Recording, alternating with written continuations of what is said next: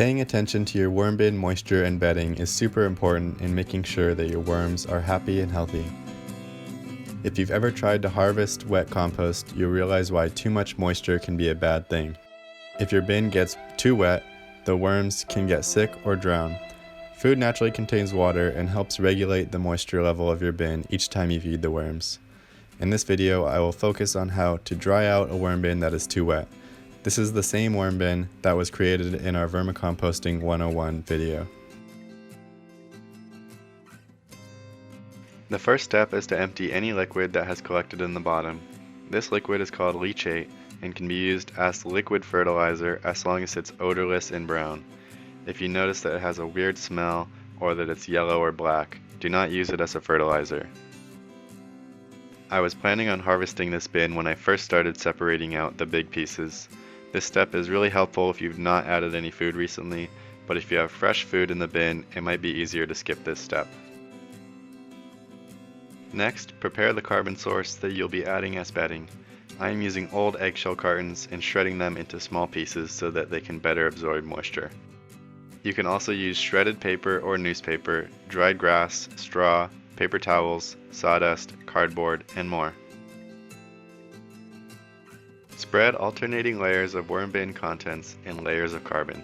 You can also break up larger chunks at this time if you want.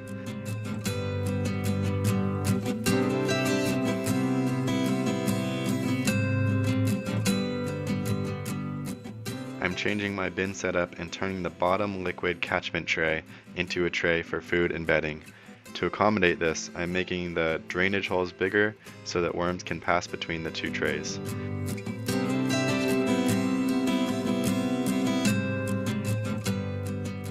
I'm also making the air holes on the side bigger to increase the airflow. This will help evaporate moisture from the bin quicker so that it will not get as wet in the future.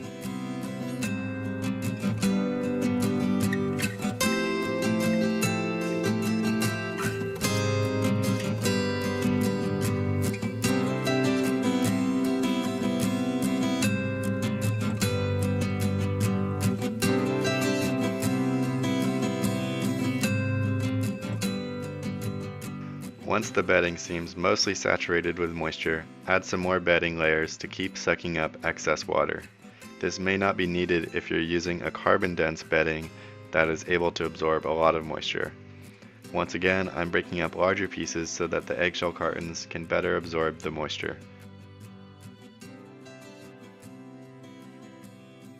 Repeat these steps as many times as are needed until the contents of your bin feel moist when you squeeze it without any water dripping out.